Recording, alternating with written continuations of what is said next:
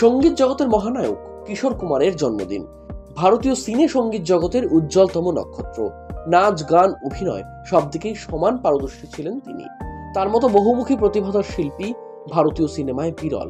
কিশোর কুমার এমন একজন শিল্পী যিনি পরপর 8 বার ফিল্মফেয়ার অ্যাওয়ার্ড পান, যা এখনো পর্যন্ত কেউ ভাঙতে পারেননি। কিশোর কুমারকে শ্রদ্ধা জানাতে বিশেষ উদ্যোগ মিউজিক লাভার্স অ্যাসোসিয়েশন ও ফ্রেন্ডস অফ ভবানীপুরের। শনিবার কলকাতার সুজাতা সদনে শুভঙ্কর চৌধুরীর ব্যবস্থাপনায় গানে গানে শ্রদ্ধা জানানো হলো কিংবদন্তিকে। এদিন মঞ্চে উপস্থিত ছিলেন প্রখ্যাত শিল্পীরা। তবে বিশেষ আকর্ষণ ছিল অন্তাক্ষরী প্রতিযোগিতা। যদিও এর আগে শুভঙ্করের ঐকান্তিক প্রচেষ্টায় পুজোতেও কিংবদন্তি এই শিল্পীকে তুলে ধরা হয়েছিল। তবে শুধু সাংস্কৃতিক অনুষ্ঠান নয়, বরং মানবিক প্রয়াসেও সামিল হচ্ছেন তারা। তাদের ঐকান্তিক প্রচেষ্টায় আয়োজিত হতে চলেছে রক্তদান শিবির।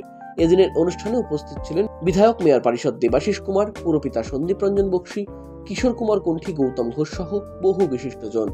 লোকটাই এত বিশেষ, যার প্রত্যেক দিনই মনে হয় এনাকে নিয়ে কাজ করা মানে বিশেষ দিন।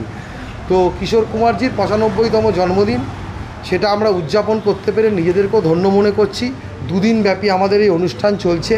আজকে আমরা কিশোর কুমারের গান দিকে দিকে ছড়িয়ে দাও সেই উদ্দেশ্যে আজকে কলকাতা শহরের, কলকাতা, হাওড়া, হুগলি থেকে আগত প্রায় 14টা ক্লাব তারা কিশোর কুমারজির গানে আন্তাক্ষরীতে নাম দিয়েছে। সে খেলা ইতিমধ্যেই চলছে, গানের লড়াই।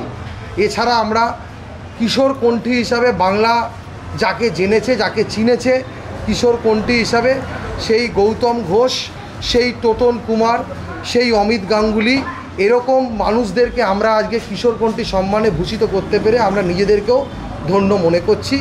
আগামীকালও আমাদের অনুষ্ঠান রয়েছে স্বেচ্ছায় রক্তদান শিবির। আমরা তার নাম দিয়েছি গানে গানে রক্তদান। একদিকে শিল্পীরা গান করবে, অন্যদিকে রক্তদান হবে। সেটা কোথায় হবে? সেটা ভবানীপুরে পদ্মপুকুরের ঠিক পেছনে, সেইখানে এই রক্তদান শিবির হবে। এবং 95তম জন্মদিনে 95টি গাছ আমরা মানুষের হাতে তুলে দেব। যেটা আমাদের উদ্দেশ্য এটাই যে মানুষগুলো সেদিনকে গাছটা নিয়ে যখন বাড়ি ফিরবে মনে হবে যে কিশোর কুমারের ছবি একটা নিয়ে এলাম। গাছ যত বড় হবে কিশোর কুমারের জন্যে তার শ্রদ্ধাও তত বাড়তে থাকবে। মানে কিশোর কুমারকে এভাবে ভুলিয়ে দিতে আমরা দেব না কেউ, সবাই উনি চিরস্মরণীয়। তাও এটা আমাদের প্রয়াস, এইভাবে তিনি নতুন প্রজন্মের কাছে এইভাবে বেঁচে। মিউজিক লাভার্স অ্যাসোসিয়েশন এরকম প্রত্যেক বাড়ি কারুককে না কারুককে নিয়ে করি। আমরা আর.ডি. বর্মনজিকে নিয়ে করেছি, আমরা কোনো সময় এসপি বালাসুব্রমণিয়ামকে নিয়ে করেছি। তবে কিশোর কুমার আমাদের সবসময় মনের মধ্যে থাকে।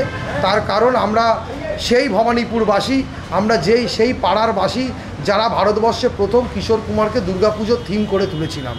তো সেই নস্টালজিয়া থেকে আবারও কিশোর কুমারের নামে আন্তাক্ষরী করতে পেরে, কিশোর কুমারকে স্মরণ করতে পেরে আমার মনে হয় এর থেকে বড় কিছু হবে না। আরেকটা কথাও বলে রাখি, আমরা মিউজিক লাভার্স অ্যাসোসিয়েশন মাননীয় মুখ্যমন্ত্রী মমতা বন্দ্যোপাধ্যায়ের কাছে দরবার করে চিঠি দিয়ে তাকে জানিয়েছি, আমাদের প্রিয় দিদির কাছে, যে দিদি যদি সম্ভব হয় কলকাতা এবং সংলগ্ন এলাকায় প্রচুর মেট্রো সম্প্রসারিত হচ্ছে, যদি একটি মেট্রো স্টেশনের নাম কিশোর কুমারের নামে করা হয় এবং রাজ্য সরকার থেকে যদি একটি অ্যাওয়ার্ড কিশোর কুমারের নামে তৈরি করা যায়, তো এইটা আমাদের ভাবনা।